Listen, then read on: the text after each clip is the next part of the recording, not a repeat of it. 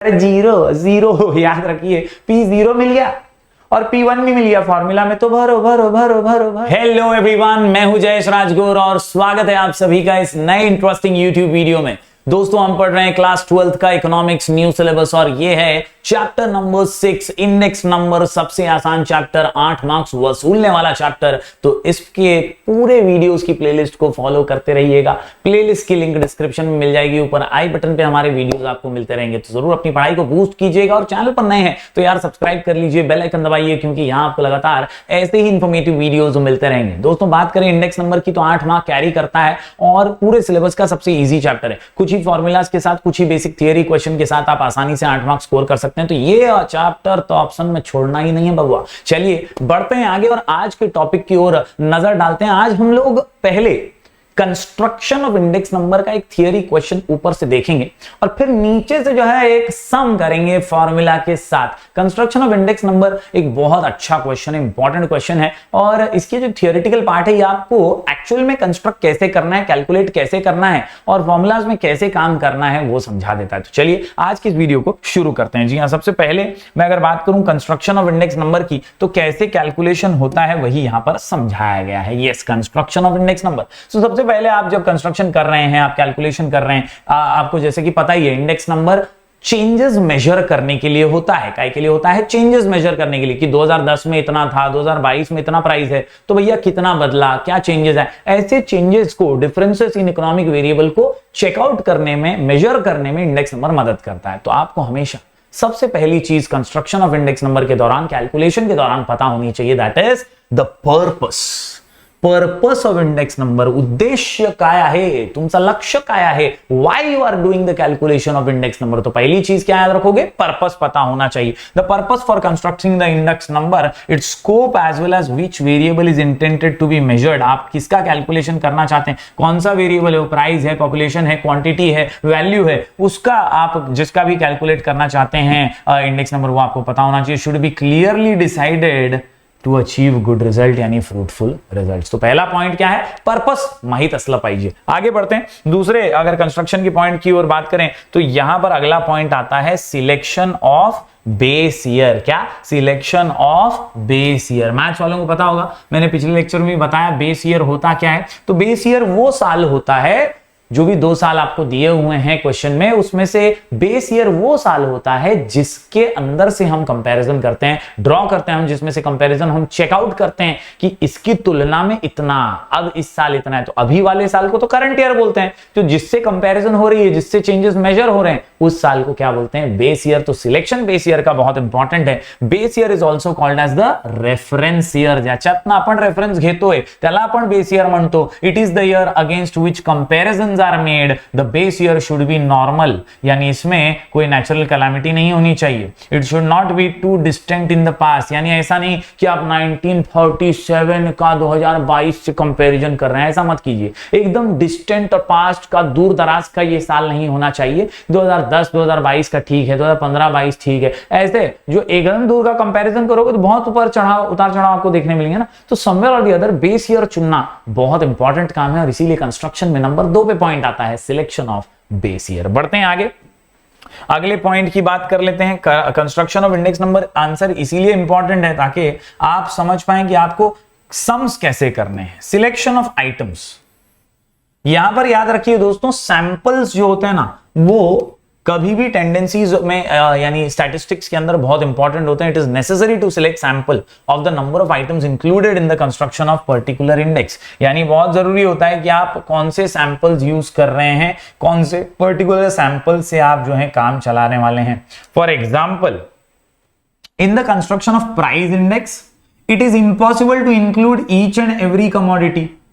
अब हर कमोडिटी का प्राइस तो बहुत मुश्किल है कैलकुलेट करना, तो कोई एक पर्टिकुलर कमोडिटी है, कोई 5 कमोडिटीज ऐसे सिलेक्ट करके आप स्पेसिफिक सैंपल्स लेते हैं और उनके प्राइसेस क्या है वो अनुमान जो है अंदाजे पर कैलकुलेशन करते हैं। तो ये बहुत जरूरी होता है कि आप सैंपल कौन से ले रहे हैं। The commodities to be selected should represent the taste, habits and customs of the people.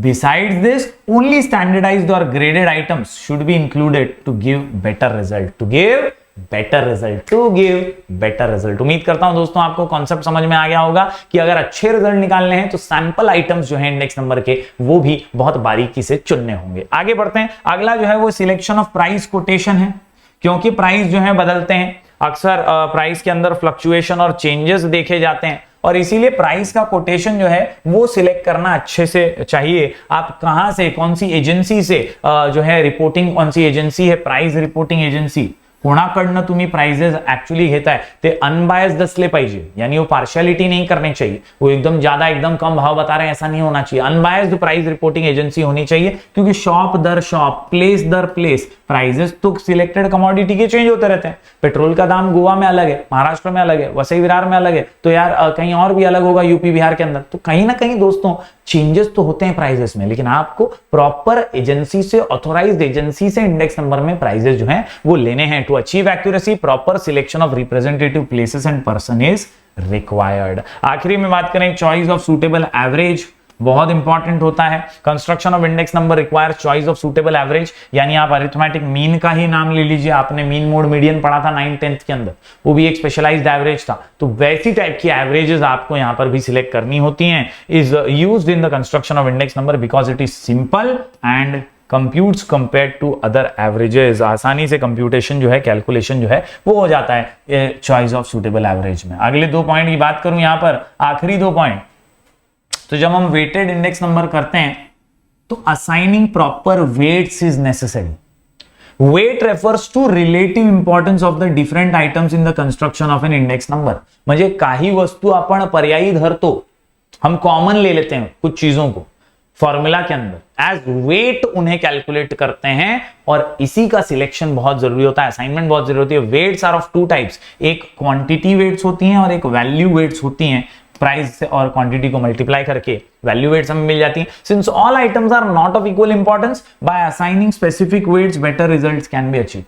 क्योंकि हर आइटम इक्वल तो नहीं होता है, हर आइटम इक्वल नहीं है, सब अलग अलग हो सकते हैं प्राइसेस, तो ऐसे में वेट को असाइन करके कॉमन चीज लेकर के हम कैलकुलेशन को आसान बना सकते हैं। तो वेट्स का कैलकुलेशन हम जब सम करेंगे तो आपको समझ में आ जाएगा। आखिरी चीज selection of an appropriate formula, अभी थोड़ी देर में आपको फॉर्मूला में बताऊंगा, उसमें से 3 टाइप्स तो होंगे, प्राइस है, क्वांटिटी है, वैल्यू है। आप कौन सा फॉर्मूला ले रहे हैं, आप सिंपल इंडेक्स नंबर ले रहे हैं, वेटेड इंडेक्स नंबर है, कौन सा फॉर्मूला आप चुनते हैं ये भी कैलकुलेशन में मायने रखता है। तो ये selection of an appropriate formula, ये जो 7 पॉइंट मैंने आपको बताए हैं दोस्तों, अलग अलग फॉर्मूला में से एक फॉर्मूला आपको चुन लेना है। ये जो 7 पॉइंट्स मैंने कंस्ट्रक्शन ऑफ इंडेक्स नंबर के बताए हैं, इसमें से आपको एक भी पॉइंट नहीं समझाए तो भी चलेगा, लेकिन मैंने इसको समझाया इसलिए आपको ताकि आप सम्स को आसानी से कर पाए।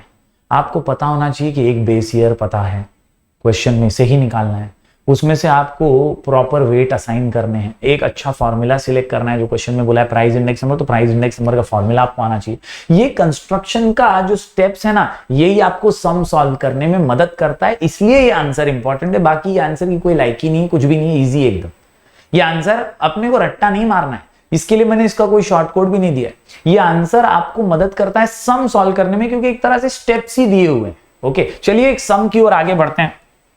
अब मैं आपको बताता हूं कि एक बेसिक सा सिंपल सा सम कैसे सॉल्व होता है। दोस्तों 2 मेथड है, आज मैं पहले आपको सिंपल इंडेक्स ही करके दिखाता हूं, फिर अगले वीडियो में अपन दूसरे मेथड को यूज करेंगे। सिंपल इंडेक्स नंबर के जो मेथड है, इसके अंदर कोई वेट्स असाइन नहीं होते, बेसिक सा यहां पर फॉर्मूला यूज होता है। सबसे पहले हम सिंपल इंडेक्स नंबर ही ले लेते हैं और एक सिंपल सा सॉल्व सम करते हैं हम। For example price index number, हमें प्राइस के होने वाले बदलाव चेक करने। फॉर्मूला क्या है, summation P1 upon summation P0 into 100। क्या फॉर्मूला है, summation P1 upon summation P0 into 100। Formula क्या है, समीशन P1, समीशन मतलब total of price of current year, total of price of current year. 1 बोले तो करंट ईयर, क्या याद रखोगे, 1 बोले तो करंट ईयर, क्या याद रखोगे, 1 बोले तो करंट ईयर, 0 बोले तो बेस ईयर, 0 बोले तो बेस ईयर, 0 बोले तो बेस ईयर। बात सिंपल है एकदम।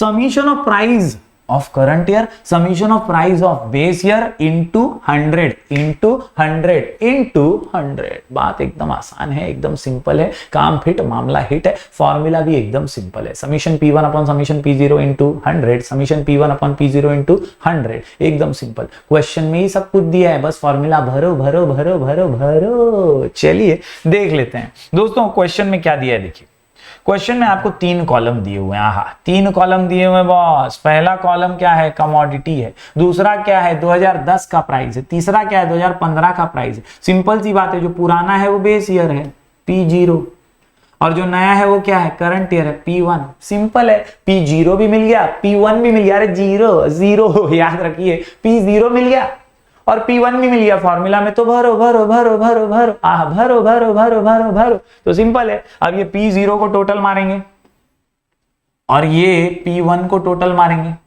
ये P0 का टोटल हो गया समीशन P0, ये P1 का टोटल हो गया P1 समीशन P1। सिंपल है। अब फॉर्मूला में भर सकते हैं ना, अपने को समीशन P0 भी मिल गया, आहा, अपने को समीशन P1 भी मिल गया, आहा। सिंपल है, दोनों को अपन ने डाल दिया यहाँ पे 300 divide by 220 into 100 into Chintu. Simple है। देखिए, जब आप कैलकुलेशन करते हैं ना, शर्माइए मत।